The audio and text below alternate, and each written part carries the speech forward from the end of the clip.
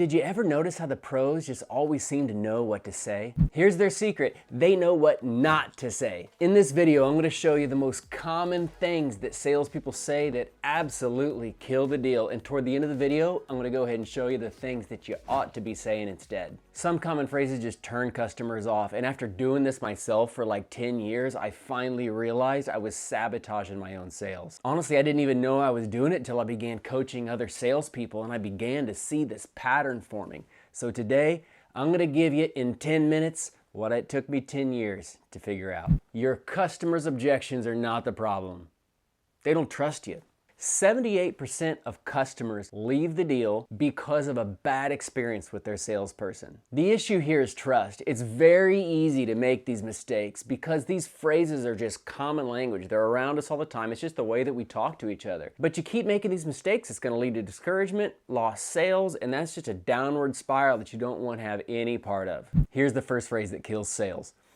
I will do anything to earn your business. This is extremely common. It's all over marketing, slogans, brochures, business cards at the bottom of your invoice. Here's why this is such a trust killer. In the customer's mind, it's like, dude, no, you're not gonna literally do anything. That's a lie. I know that's a lie. And as soon as the customer smells a lie forming, they're like, okay, what are you hiding? But this is the impression that they get. People know you're not gonna do anything. You're not gonna give it to me for free. You're not gonna go jumping off a building. You're not gonna jump in front of a bullet for me. And you're definitely not even gonna give it to me half price. It's just a thing that people say. Truthfully, I will do anything belongs at a desperate love letter and not your sales pitch. Because that's exactly what it is. It's desperate. Think about it. When in your life have you ever been so desperate that you would literally do anything? It's like the stakes are so high that you actually would do anything for whatever that desired result would be. That's not now. You're selling shoes or a watch or boots or something like that, or a yacht, who knows? Now's not the time for the desperate language. Instead of trying to show that you're committed to them, just actually commit to them and start helping them. Hey, it's good to see you. Most people start here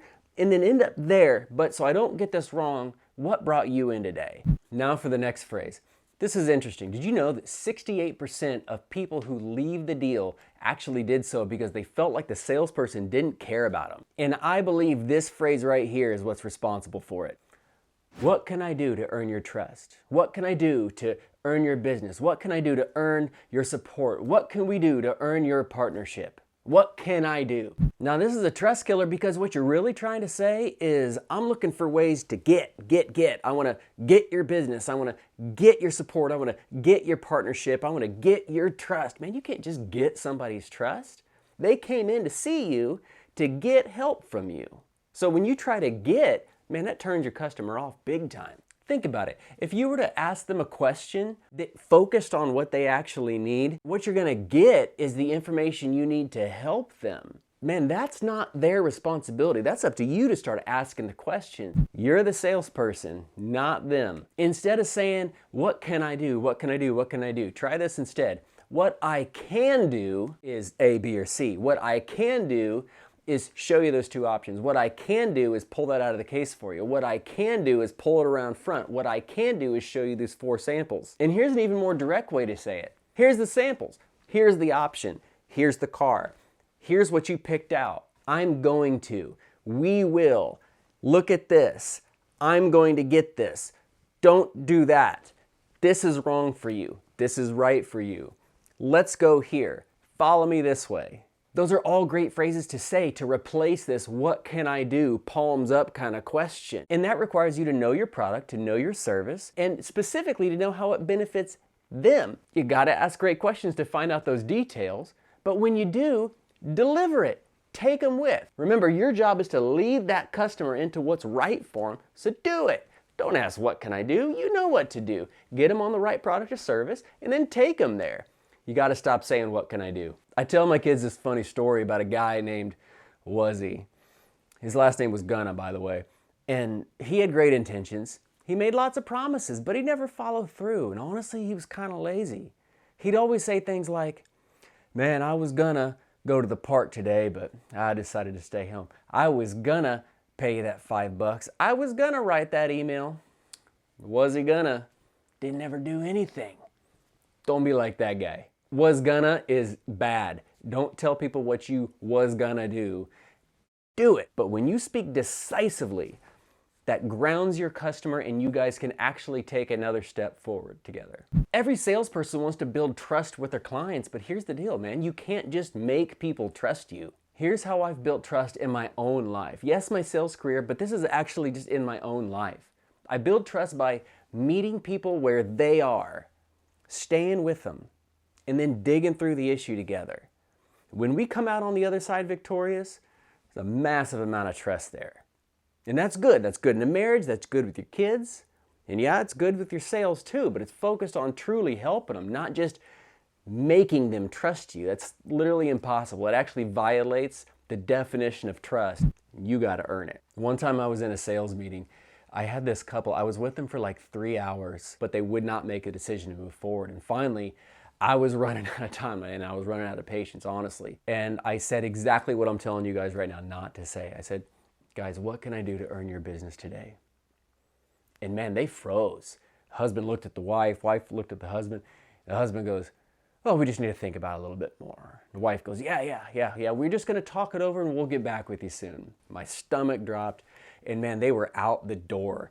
I watched them walk away and man, I knew right then and there, I just lost that deal because I got selfish. I made it more about me when it should have been about them. Here's the truth. Trust is much bigger than price. It's much bigger than anything your customer is going to ever object to.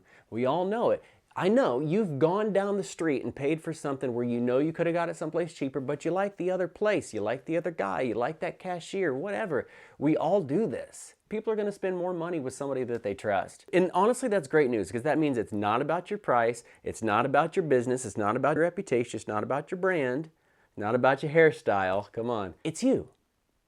It's up to you. Now, this is easily fixable. You can turn this around right away. You don't have to be confident to start making money with these phrases right away. In this next phrase I'm going to give you, I actually used to triple my sales in 1 week's time with such a small adjustment. And by the way, you might want some extra help with this. I actually help my coaching clients with this stuff all the time. We rehearse these phrases, we talk through them, we tailor them to their specific industry. And that's why I've opened up my calendar for a free 30-minute strategy call. This is going to help you build your confidence in your next sales meeting. Comment strategy call down below and I'll send you the direct link to book it. But let me get back to this thing that tripled my sales in 1 week's time. Here it is. Stop following up. I don't mean stop pursuing the sale. I mean stop following up. I studied the customer psychology and it turns out most people don't buy until they've had the 5th through the 12th contact with their salesperson. What's a contact? Text, phone call, email, face-to-face meeting. Those are all contacts. Now, you should be following up with your clients, but here's the problem. Don't say so. Brad, it's Joel. I'm just following up with you on that call that I gave you last week. You sound sad. This one's actually got all the wrong things in it. Hey, Brenda, it's Joel. I'm so sorry to bother you. I just wanted to follow up and see if you had gotten that email. I just want to know what I can do to earn your business. Ugh. But it's common and it's really easy to say. But you got to ask yourself, why am I telling him I'm following up? Why am I saying to her what I'm obviously doing right now? It's like we don't walk down the sidewalk saying, I'm walking. We don't do that. Like we don't walk around, I'm breathing. We don't eat cereal and say, I'm eating. So why would you do that in your follow-up? Doesn't make any sense. How about just say something relevant? Hey Jim, payment link's in your inbox. As soon as you get that done, I'll schedule your delivery. Honestly, the problem is we say too many words. But if you were to stop and think about what you're guiding your customer into, you'd probably say something a whole lot different than, I just wanted to email, I'm just following up, hey, I just wanted to get on a call here with you. Consider this, you have the right product for them, you have the right service, you have the right solution. Get them there. That's why you're following up in the first place. This is the actual last step to helping them. And the way you phrase this follow-up gets the product in their hand. That's what they want. That's what you want. That's what they need. That's what you need. Hey, Brenda, it's Joel. I'm actually in your neighborhood with the contract. You don't have to come in the office like we talked about. I can be there in 15 minutes. Can I stop by? Here's another one. Hey, I'm free at 3 o'clock this afternoon. Would you rather I come by your house or you want to come in the office? Here's another one. Here's a text message. Everything's wrapped up on my end. Sign here and I'll get the product shipped to you. Don't tell them you're following up. Just say what you need to say. Saying what you need to say directly, getting to the point, gets you to the close, which brings me to my next sales killer. You see, the problem is you can do everything right up until this point, just like I did with that couple earlier, right? 3 hours, and then all of a sudden they bolted. If you make this one mistake, you can kill it no matter how close you think you are. And here it is, one single word, if. You probably don't even notice that you're saying it. Mrs. Jones, we're on the right product, the payment plan makes sense, and if you don't have any other concerns, I can take a cash or card. And it sounds super normal, right? The problem is that the payment's right, the product's right, if there's no other concerns. What happens is Mrs. Jones like, well, do I have any other concerns? If implies you got a choice to make. It makes them stop. It makes them consider, well, do I have any other things to think about? Do I have any other concerns here? If they stop there at that fork in the road, but then you go right into, I'll take a cash or card. Now you're over here on the other side of the sale, and they're over here like back in the needs assessment fact-finding stage. You left them behind. You guys are miles apart now. Here's another example. Bill, I'm so glad that you guys decided to go with a new copier. If everything looks agreeable to you, you can just go ahead and sign here. Same thing. You went through everything. The whole thing looked agreeable. You're not dragging him kicking and screaming into the close. He was ready to roll. The best approach is just keep it simple, keep it direct, just like the last phrase. Check it out. Here's how it could sound. Mrs. Jones, I'm so glad we're on the right product. I'm so glad the payment plan works for you. Sign here and I can actually take a check or a credit card. Bill, I'm glad you decided to go with a new copier. I can take a cash or card, which would be better for you. Straight to the point. But see, as salespeople, we get nervous sometimes. We kind of pump the brakes, like we feel like we're being pushy. But you can watch some of my other videos where I talk about how to actually do this fact-finding the right way. You're not pushy. You're leading them to the next logical step. You're leading them into what actually puts the product in their hands in the first place. So be direct. Say what you need to say. Sign here and I'll schedule delivery. Would you like option A or option B? That one? Perfect. I'll ring you up. Doesn't matter if you're selling a yacht, a Breitling watch, or boots. It's simple. It's not pushy. And if you've done everything right up until that point, it just moves it forward. It's all about making decisions. Leaders need to lead, and salespeople are leaders. I got to go back to this coaching thing because when business owners come to me, I often have to remind them that their job is to lead the customer. But the nuances of that honestly can be pretty tricky. That's why I offer this free 30-minute phone call to find the best approach for you to increase your sales and really master these things that I'm talking about. Most of the time we can handle the issue in the first 30 minutes, but I'm going to offer you a coaching program as well. And if that makes sense, see, I used if. And I did it on purpose because I don't want you to feel trapped in it. This isn't like a close right now. I'm actually giving you the fork in the road, you see? But in this case, I genuinely mean it. If the value's there and it's really helping you, maybe we need to go deeper. If not, I can help you out on a 30-minute phone call and hey, maybe we knock the thing out. Comment strategy call in the comment section down below and I'll send you the direct link where you can book. But here's the thing, many people try what I'm talking about and they still feel like they're up against this glass ceiling, this invisible barrier. They know there's more potential to the money that they want to make, but they can't seem to break through.